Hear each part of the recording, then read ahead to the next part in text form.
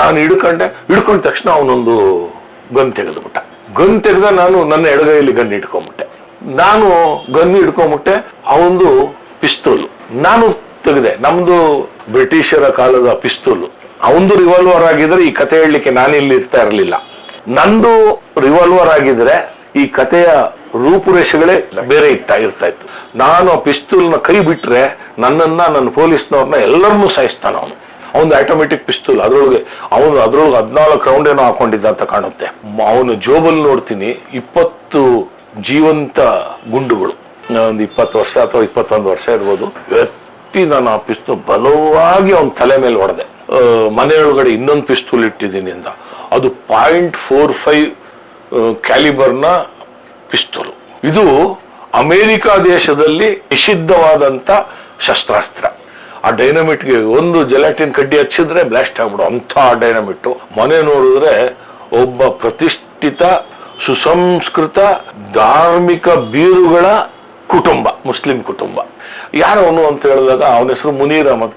ನಾವು ಬಹಳ ಕೇವಲವಾಗಿ ಹೌದಾ ಅಂತಂದ್ವಿ.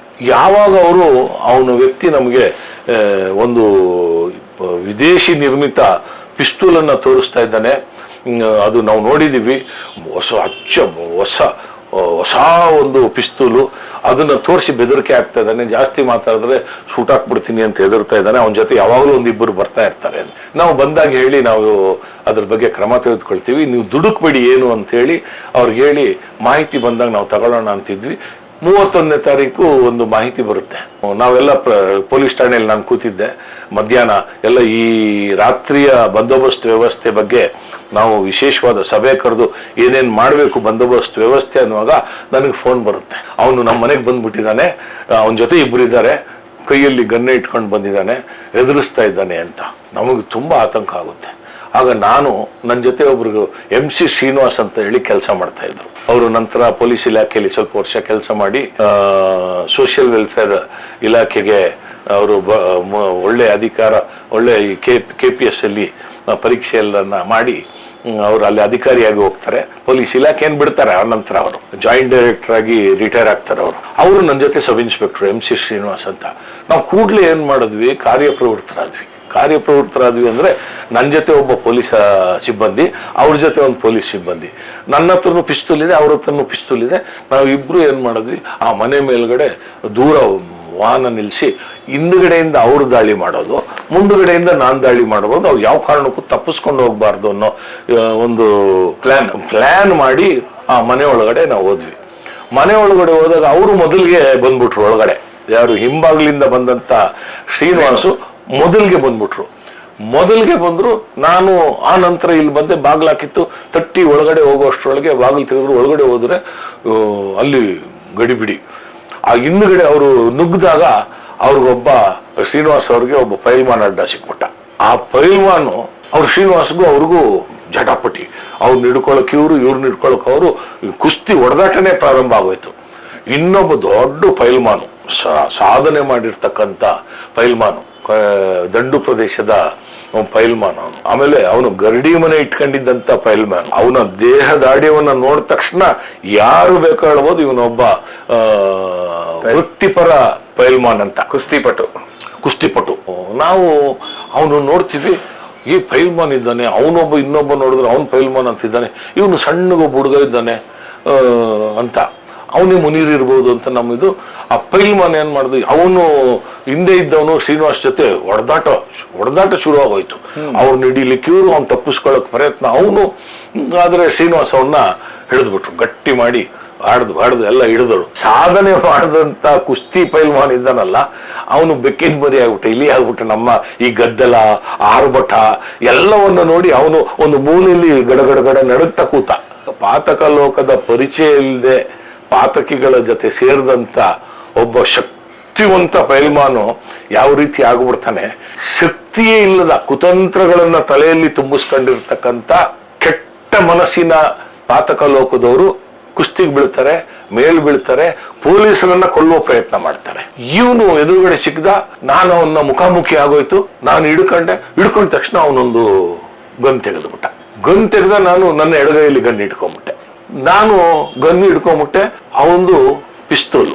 ನಾನು ತೆಗೆದೆ. ನಮ್ದು ಓಬಿರಾಯನ ಕಾಲದ ಬ್ರಿಟಿಷರ ಕಾಲದ ಪಿಸ್ತೂಲು ರಿವಾಲ್ವರ್ ಆಗಿದ್ರೆ ಈ ಕಥೆನೇ ಚೇಂಜ್ ಆಗಿರೋದು. ಅವಂದು ರಿವಾಲ್ವರ್ ಆಗಿದ್ರೆ ಈ ಕತೆ ಹೇಳಲಿಕ್ಕೆ ನಾನಿಲ್ಲಿ ಇರ್ತಾ ಇರಲಿಲ್ಲ. ನಂದು ರಿವಾಲ್ವರ್ ಆಗಿದ್ರೆ ಈ ಕಥೆಯ ರೂಪುರೇಷೆಗಳೇ ಬೇರೆ ಇರ್ತಾ ಇತ್ತು. ಅವ್ನು ಯಾವಾಗ ಗನ್ ತೆಗೆದ್ನಲ್ಲ ಆ ಪಿಸ್ತೂಲ್ ಇದ್ದಲ್ಲಿ ನಾನು ಹಿಡಿದು ಬಿಟ್ಟೆ. ಅವನ್ಗೆ ಸ್ಲೈಡ್ ಮಾಡಿ ಲೋಡ್ ಮಾಡ್ಲಿಕ್ಕೆ ಆಗ್ಲಿಲ್ಲ. ನಾನು ನನ್ನ ಪಿಸ್ತೂಲ್ ಕೈಗೆ ತಗೊಂಡು ತಿರುಗಿಸಿಟ್ಕೊಂಡೆ. ನಂದು ಲೋಡ್ ಮಾಡಬೇಕಾದ್ರೆ ನಾನು ಈ ಕೈ ಬಿಡಬೇಕು. ನಂದು ಲೋಡ್ ಮಾಡಬೇಕಾದ್ರೆ ಪಿಸ್ತೂಲ್ ಆ ಸ್ಲೈಡಿಂಗ್ ಮಾಡಿ ಲೋಡ್ ಮಾಡೋದು ಆಟೋಮೆಟಿಕ್ ಪಿಸ್ತೂಲ್ ನಂದು. ನನಗೆ ಲೋಡ್ ಮಾಡೋ ಕೈ ಬಿಟ್ರೆ ಅವನ್ ನನ್ನ ಮೇಲೆ ಗುಂಡಿನ ದಾಳಿ ಮಾಡ್ತಾನೆ. ನಾನು ಬಿಟ್ರೆ ಅವನ್ ನನಗೆ ಅಟ್ಯಾಕ್ ಮಾಡ್ತಾನೆ. ಅವನು ಬಿಟ್ರೆ ನಾನು ಇವನ್ನ ಹೊಡೆದು ಸಾಯಿಸ್ತೀನಿ. ಅವನು ಬಿಡ್ಲಿಲ್ಲ, ನಾನು ಬಿಡ್ಲಿಲ್ಲ. ಈ ಗಲಾಟೆಯಲ್ಲಿ ಏನಾಯ್ತು, ಹಿಡ್ಕೊಂಡಲ್ಲ ನಾನು ನನ್ನ ಪಿಸ್ತೂಲನ್ನ ತೆಗೆದೆ. ನನ್ನ ಪಿಸ್ತೂಲ್ ಹಿಡ್ಕೊಳ್ಳಿಕ್ಕೆ ಬಹಳ ಪ್ರಯತ್ನ ಮಾಡ್ದ ಅವನು. ನಾನು ಆ ಫಸ್ಟ್ ಪಿಸ್ತೂಲ್ ಹಿಡಿದಂಗೆ ಅದನ್ನ ತಪ್ಪಿಸಿ ನಾನು ಲೋಡ್ ಮಾಡ್ಲಿಕ್ಕೆ ನನಗೆ ಅವಕಾಶನೇ ಆಗ್ಲಿಲ್ಲ. ಕಡೆಗೆ ಏನು ಮಾಡಿದೆ, ನಮ್ಗೆ ಒಂದು ಇದಿರ್ತದೆ, ಜಾಗೃತ ಮನೋಭಾವ ಅಂತ ಇರುತ್ತದೆ. ಏನು ಮಾಡಬೇಕು ಆ ಕಾಲ ಸಡನ್ ಆಗಿ ಒಳಿತದೆ. ಆಗ ಏನು ಮಾಡಿದೆ, ಆ ಪಿಸ್ತೂಲ್ ಹಾಗೆ ತಗೊಂಡು ಆ ಹುಡುಗ ಇದ್ನಲ್ಲ, ಅವ್ನು ಸ್ವಲ್ಪ ಸಣ್ಣ ವಯಸ್ಸಿನ ಹುಡುಗ ಇದ್ದ, ಒಂದು 20 ವರ್ಷ ಅಥವಾ 21 ವರ್ಷ ಇರ್ಬೋದು. ಎತ್ತಿ ನಾನು ಆ ಪಿಸ್ತೂಲ್ ಬಲವಾಗಿ ಅವನ ತಲೆ ಮೇಲೆ ಹೊಡೆದೆ. ಎಷ್ಟು ಬಲ ಆಗುತ್ತೋ ಅಷ್ಟು ಹೊಡೆದೆ. ಈ ನೆತ್ತಿ ಮೇಲೆ ಆ ಪಿಸ್ತೂಲಲ್ಲಿ ಹೊಡೆದೆ. ಇದು ಬ್ರಿಟಿಷರ ಓಬಿರಾಯನ ಕಾಲದ ಪಿಸ್ತೂಲು. ಬಹಳ ಹೆಚ್ಚು ಕಡಿಮೆ 1 kg ತೂಕದ ಪಿಸ್ತೂಲ್ ಇರಬೇಕು ಅಷ್ಟುದು. ಅದ್ರ 13 ರೌಂಡ್ಸ್ ಬೇರೆ. .32 ಪಿಸ್ತೂಲ್ ಅದು. ಎಷ್ಟು ಬಂದು ಬುಲೆಟ್ಸ್ ಇರ್ತದೆ? 13 ಬುಲೆಟ್ ಇತ್ತು ನಂದು ಯಾವಾಗಲೂ ನಾನು 10-13 ಬುಲೆಟ್ ಹಾಕೊಂಡಿರ್ತೀನಿ. ಏನೂ ಆಗ್ಲಿಲ್ಲ. ನಾನು ತಿರ್ಗಾ ಇವನ್ ಮೇಲೆ ನಾನು ನನ್ನ ಆತ್ಮರಕ್ಷಣೆ ಮಾಡ್ಕೊಳ್ಬೇಕು. ನಾನು ಆ ಪಿಸ್ತೂಲ್ನ ಕೈ ಬಿಟ್ರೆ ನನ್ನ ಪೊಲೀಸ್ನವ್ರನ್ನ ಎಲ್ಲರನ್ನೂ ಸಾಯಿಸ್ತಾನ ಅವನು. ಅವನು ಆಟೋಮೆಟಿಕ್ ಪಿಸ್ತೂಲ್. ಅದ್ರೊಳಗೆ 14 ರೌಂಡ್ ಏನೋ ಹಾಕೊಂಡಿದ್ದ ಅಂತ ಕಾಣುತ್ತೆ. ನಾನು ಬಿಡ್ಲಿಲ್ಲ. ನನಗೆ ತಕ್ಷಣ ಉಳಿದಿದ್ದು ನನ್ನ ಆತ್ಮರಕ್ಷಣೆಗೆ. ನಾನು ಅವನ ಮೇಲೆ ದಾಳಿ ಮಾಡಲಿಲ್ಲ ಅಂದ್ರೆ ಅವನು ನನ್ನ ಮೇಲೆ ದಾಳಿ ಮಾಡಿ ನಾನು ಪ್ರತಿ ದಾಳಿ ಮಾಡಲೇಬೇಕಿತ್ತು. ಮಾಡಿದೆ. ಒಂದು ಹೊಡೆತಕ್ಕೆ ಕುಸಿದ್ ಬಿದ್ಬಿಟ್ಟ.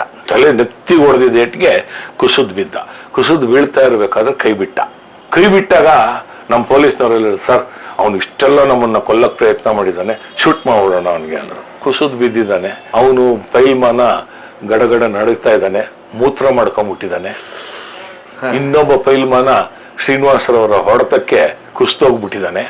ನಾವು ಪ್ರತಿ ದಾಳಿ ಇಷ್ಟೇ ಸಾಕು, ದಸ್ತಗಿರಿ ಮಾಡ್ಕೊಳ್ಳೋಣ ಅಂತೇಳಿ ದಸ್ತಗಿರಿ ಮಾಡ್ಕೊಂಡ್ವಿ. ಆ ಪಿಸ್ತೂಲ್ ನೋಡ್ತೀನಿ, ಇಂಪೋರ್ಟೆಡ್, ಅದೇನೋ ವೆಬ್ಲಿ ಸ್ಕಾಟ್ ಅಂತ ಒಂದು ಬರ್ತಾ ಇತ್ತು, ಇಂಪೋರ್ಟೆಡ್ ಬ್ರ್ಯಾಂಡ್ ನ್ಯೂ ಹೊಸ ಪಿಸ್ತೂಲ್. ಅವನ ಜೋಬಲ್ಲಿ ನೋಡ್ತೀನಿ 20 ಜೀವಂತ ಗುಂಡುಗಳು. ಇದೆಲ್ಲ ಸಂಜೆ ಸಮಯ ನಡೆದಿದೆ ಸರ್? ರಾತ್ರಿ ಮಧ್ಯಾಹ್ನ ಎಲ್ಲ ಹಿಡಿದ್ವಿ. ಆಮೇಲೆ ಮಾಡಿದ್ವಿ. ಆ ಮನೆಯವರು ಒಂದು ದೂರನ್ನ ಕೊಟ್ರು. ಇದು 1986 ಡಿಸೆಂಬರ್ ಮನೆಯವರು ದೂರು ಕೊಟ್ವಿ. ಆಮೇಲೆ ನಾವು ಆತ್ಮರಕ್ಷಣೆಗೆ ನಾವು ಅವನಿಗೆ ಹೊಡೆದಿದ್ದೀವಿ, ಆಮೇಲೆ ಅವನ ಮೇಲೆ ದಾಳಿ ಮಾಡಿದ್ದೀವಿ, ಎಲ್ಲವನ್ನ ನಮೂದು ಮಾಡಿ ಒಂದು ಕೇಸ್ ದಾಖಲು ಮಾಡಿಕೊಂಡು ಅಶೋಕ್ ನಗರ ಪೊಲೀಸ್ ಠಾಣೆಯಲ್ಲಿ ನಾವು ಆ ಕೇಸನ್ನು ತನಿಖೆ ಮಾಡ್ತೀವಿ. ಇವನ್ನ ದಸ್ತಗಿರಿ ಮಾಡಿ ವಿಚಾರಣೆ ಮಾಡಬೇಕಾದ್ರೆ ಪೊಲೀಸರ ವಿಚಾರಣೆಗೆ ಅವನು ತಡ್ಕೊಳ್ಳಿಲ್ಲ. ಅವನೇನ್ ಮಾಡ್ದ, ಮನೆಯೊಳಗಡೆ ಇನ್ನೊಂದು ಪಿಸ್ತೂಲ್ ಇಟ್ಟಿದ್ದೀನಿ ಅಂದ.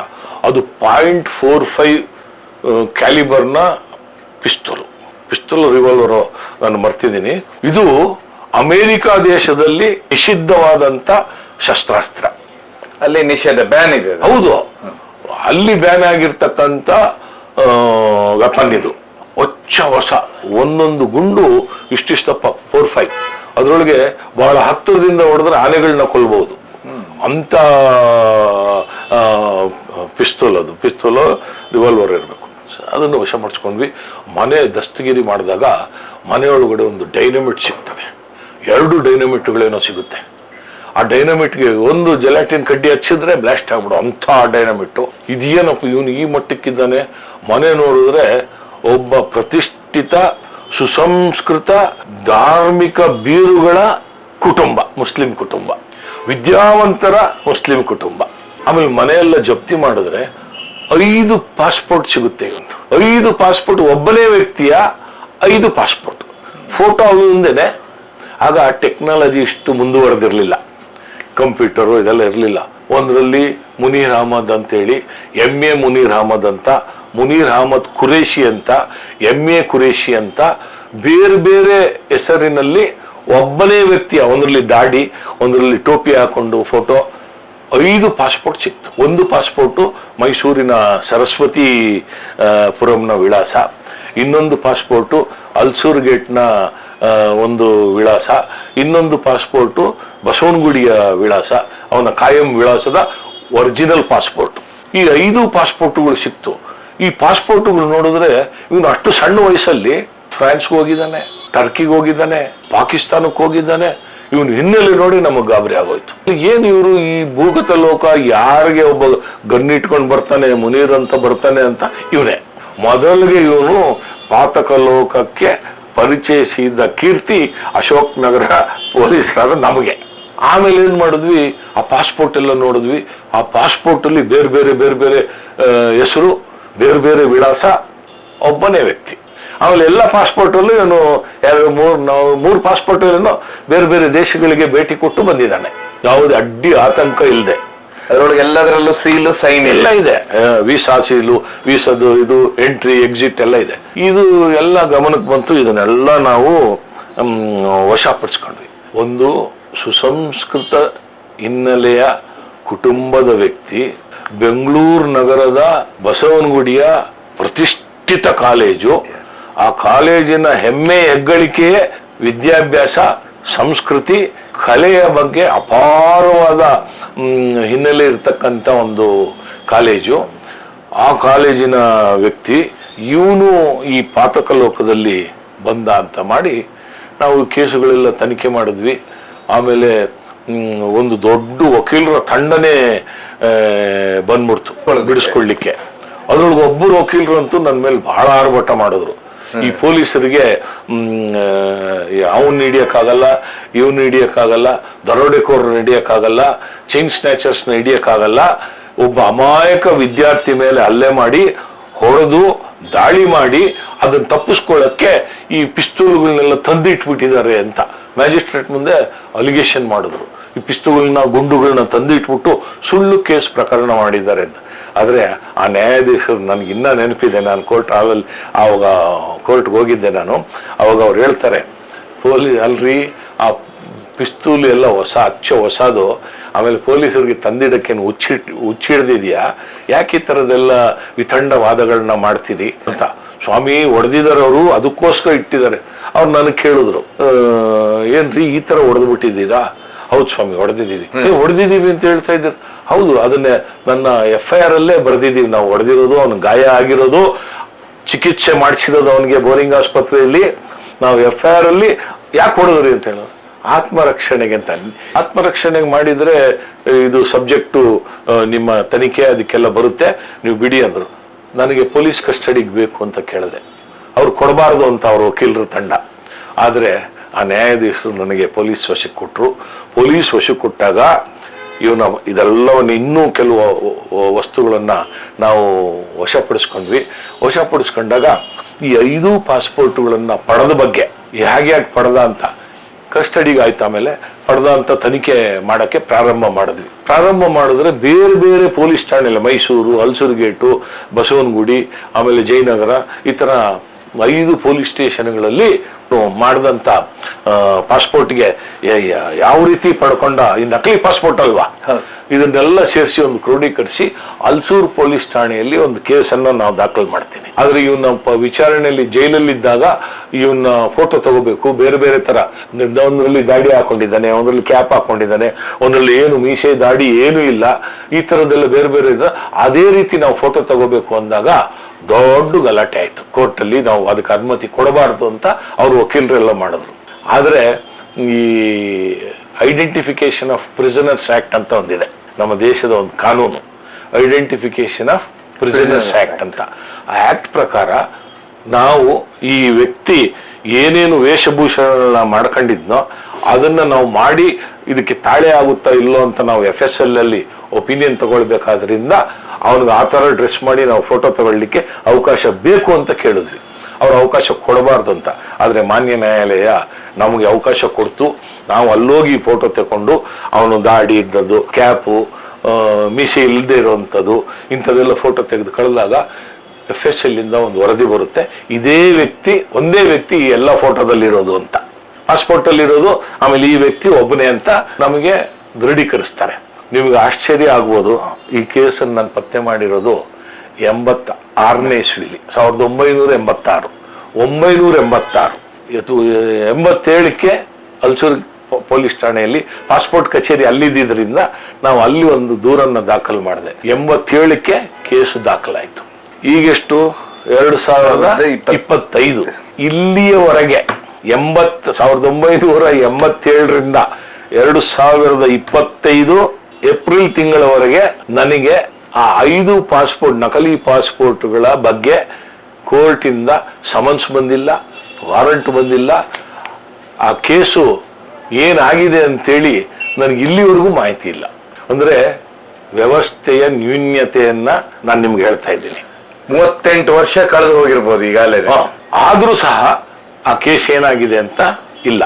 ಆದ್ರೆ ನಾವು ಶಾಂತಿನಗರದಲ್ಲಿ ಅವ್ರು ನನ್ನ ಮೇಲೆ ಅಟ್ಯಾಕ್ ಮಾಡಿದಾಗ ನಾವು ಗನ್ ಸೀಸ್ ಮಾಡಿದ್ದು, ಡೈನಮೈಟ್ ಸೀಸ್ ಮಾಡಿದ್ದು, ಇದೆಲ್ಲ 97ರಲ್ಲಿ 86 10 ವರ್ಷ ಬಿಟ್ಟು 11 ವರ್ಷ ಬಿಟ್ಬಿಟ್ಟು ವಿಚಾರಣೆಗೆ ಬರುತ್ತೆ. ವಿಚಾರಣೆಗೆ ಬಂದ್ರೆ